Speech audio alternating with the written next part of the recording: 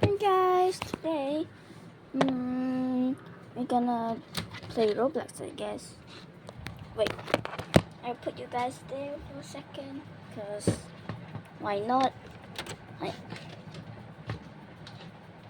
Would I put this there?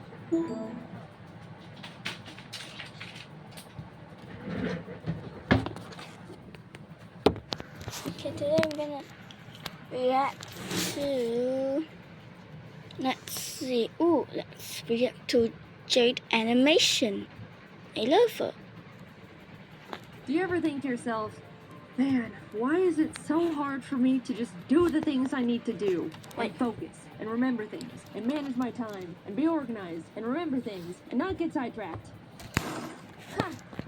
Yeah, me neither. When I was a kid, I was pretty much the picture-perfect depiction of a good student. I was well-organized, always turned in my work on time, and got good grades. I even did my homework on Fridays instead of procrastinating until Sunday night. Sure, I didn't like studying and found it hard to focus during it, but who didn't? Saying all those qualities put together, that doesn't sound like the brain of someone with any kind of attention deficit hyperactivity disorder, does it? I was well-behaved, didn't feel like I struggled much in school, and didn't cause any trouble.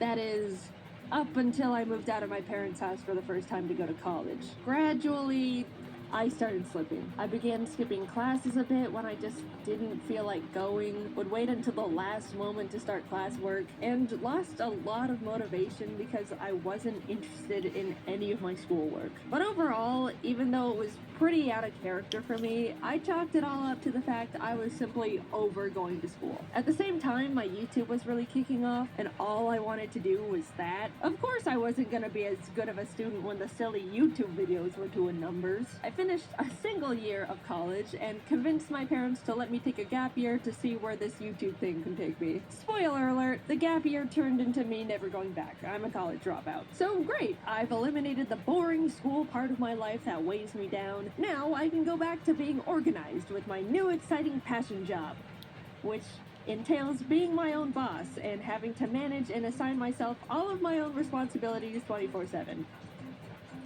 Quiet, the voice is not getting quieter. It's almost like everything was going backwards. I was having a much harder time staying organized and focused. If I didn't want to do a certain type of work, I would have to shackle myself down in basically an isolation chamber to be able to get it done. If I found a new interest, it was all I could think about. And why is it so easy to suddenly be on your roof watching a YouTube video on how to know when you need new shingles? I really didn't get it. Child me had it held together more than current me. What went wrong? I could look back and recognize how everything used to be so perfect and easy. Look at tiny Jaiden and all her ducks in that row. I used to color code every single binder I own, and now I don't even know where I placed the $20 I literally just had in my hand 3 minutes ago. I haven't even left the room. Genuinely, where could it go? Despite feeling like I was downward spiraling for multiple years, I never suspected it could be something related to a genetic neurodevelopmental disorder. I just thought I wasn't trying hard enough and being lazy, or applying myself like I used to. Oh, the woes of turning into an adult, I suppose. Maybe the best years of your life truly are in high school.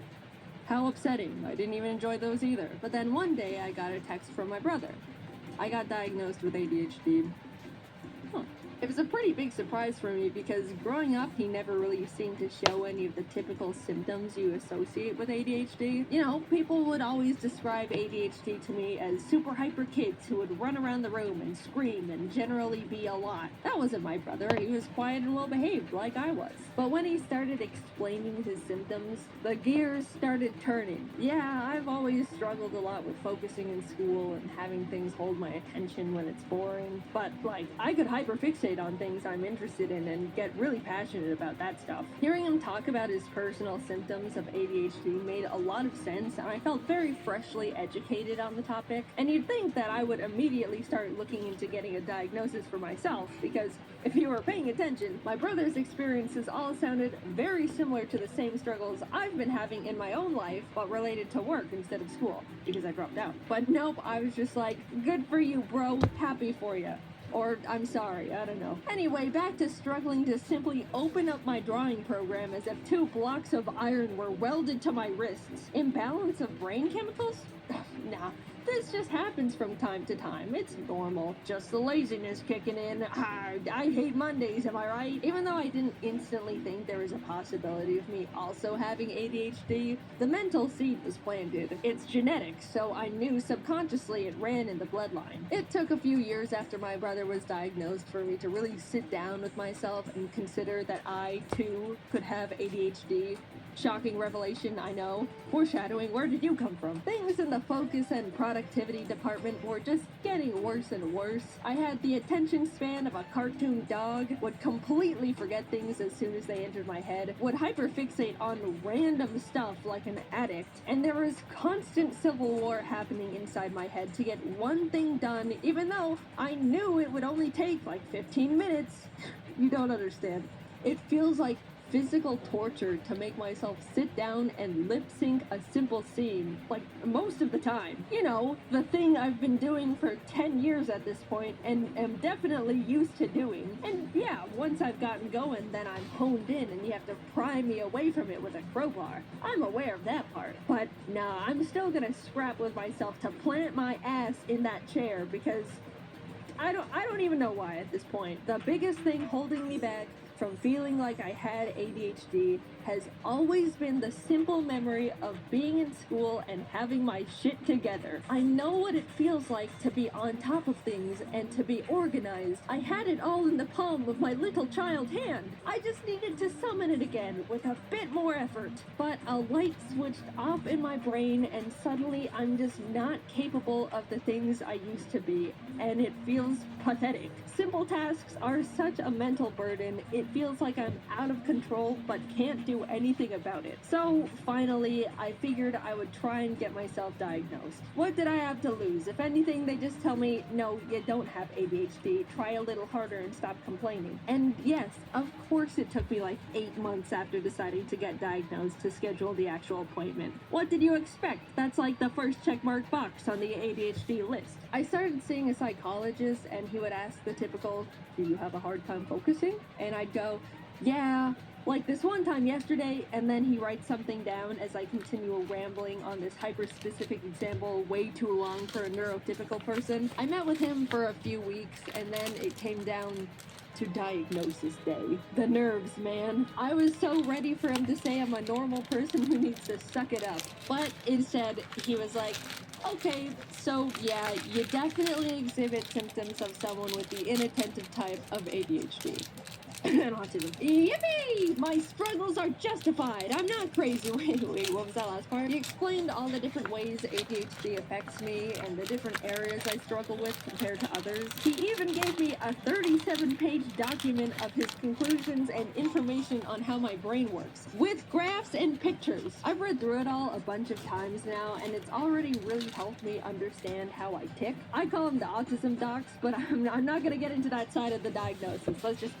Let's just brush that one away for now. There's a couple types of ADHD you can have: hyperactive, inattentive, and combined, which is both hyperactive and inattentive. Hyperactive is the type people typically go to when they think of a loud kid who can't sit still. People with this kind normally need to fidget, have low patience, tend to talk a lot, and have trouble staying seated, especially when they're expected to, like in a meeting or school. Inattentive is the one where someone experiences difficulty in focus, memory, organization, has a low attention span. That's the one I have. It's self-explanatory, but if you have the combined type of ADHD, then you got it all. ADHD jackpot right there, my friend. I brought up during the appointments that I used to be such a good kid in school with seemingly zero ADHD symptoms, and how that part has always confused me. And he had a couple hypotheses about it. One, since my mom has always been a big source of my organizational influence, I was able to depend and lean on her for the majority of my school life for it. I felt like I was naturally capable of staying on top of things because she was right behind me the whole time, reminding me and guiding me through stuff. So when I moved out, everything started crumbling, which lines up pretty perfectly to when I did start struggling. Another explanation he gave was the fact that ADHD affects women differently than men, which is also less researched. Love to hear that one. Not only do women tend to be able to mask their symptoms better than guys, so it goes much more unnoticed, but they also experience ADHD differently. And research says there's a chance it can just start affecting women later in life. I'm no ADHD scientist though, that's just what I've been told by specialists.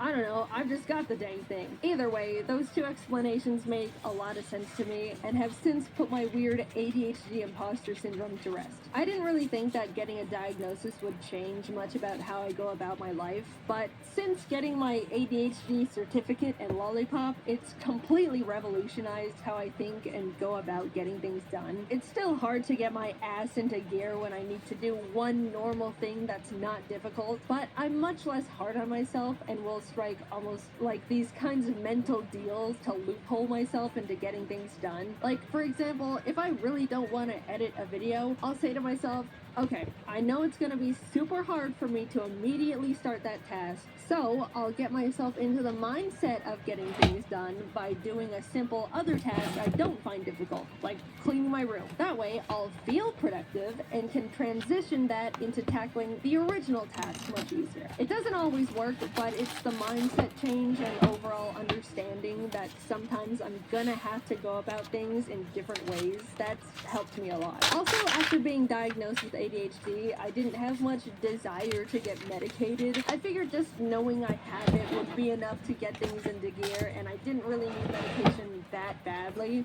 But the content creator in me also thought, well, if I'm gonna write a script about having ADHD, it would be nice to be able to talk about what it's like to be medicated, even just for a day. So I got prescribed good old classic instant release Adderall. Instant release means I don't have to take it every day. I can just take it when I need to get stuff done. It affects me immediately and then wears off after a few hours. There's also extended release, which is the kind you take every day and gives you a constant steady stream of medication. It wasn't until I had the Adderall in my hands when I realized the idea of taking it for the first time made me nervous. Like, what is this thing gonna do to me? I have so many friends with ADHD, honestly a higher ratio than friends without it. That's how it goes in content creation. All these MFs have it. They were all telling me that it's awesome, how you'll take it and immediately feel like a god, and you can do anything and it's incredible. And yeah, that sounds great, but also like, what the hell? What do you mean I take this little pill and suddenly all of my problems seemingly disappear and I gain superpowers? That's scary. That sounds like the thing every adult in a 20-mile radius warned us about when we were kids. Am I gonna feel like a completely different person? I don't know if I'm ready to experience immortality. I put off taking Adderall for so long because I was irrationally scared of the tiny blue pill, but coincidentally, I really needed to get a script done. If I take too long to write a video script, then the team runs out of work to do, and then I have a bunch of people sitting around and waiting for me to give them more work so they can pay their bills and survive and stuff. But for the freaking life of me, I just could not get myself to sit down and write that script. My body and soul found it mentally easier to backflip off a bridge than write words on the computer. After literally 2 months of my brain going, ooh, you better write that script, I won't let you enjoy a single moment of your life if you aren't writing that script. I don't wanna. Get up, go to the bridge. After that constant loop, I finally swallowed my fears and took my first Adderall. I had talked to James a lot about what Adderall is like since he's been on it for a few years now, and after I took one, I was messaging him like, I did it. I ate an Adderall. How long does it normally take to start? How do I know? What do I do? And he was helping me a lot and giving me tips. Then, like 20 minutes later, I felt it. All the non-stop thoughts going on in my brain went silent. I could think clearly, and in like a line. My mind wasn't racing a mile a minute. I was able to sit behind my laptop and write.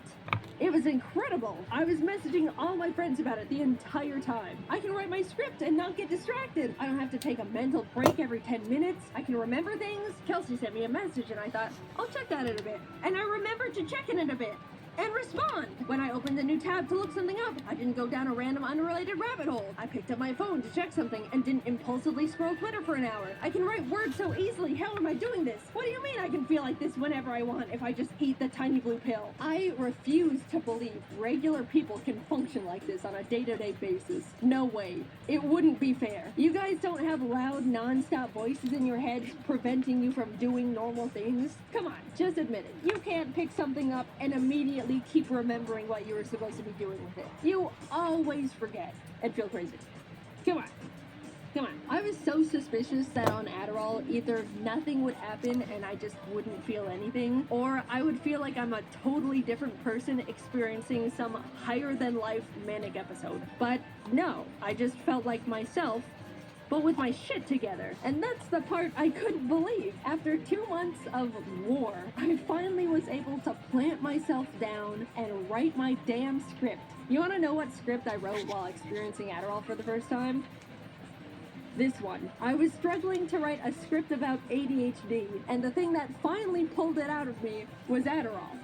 You gotta admit that's funny. Yeah, it was great. I didn't think my head was loud before, or I was that impulsive, or had that hard of a time focusing. But now that I've been able to peacefully sit in one spot for hours and not need to take a break, or check social media, or get distracted by some stupid tangent I don't actually care about, yeah, this changes things. I still can't believe what I was able to accomplish.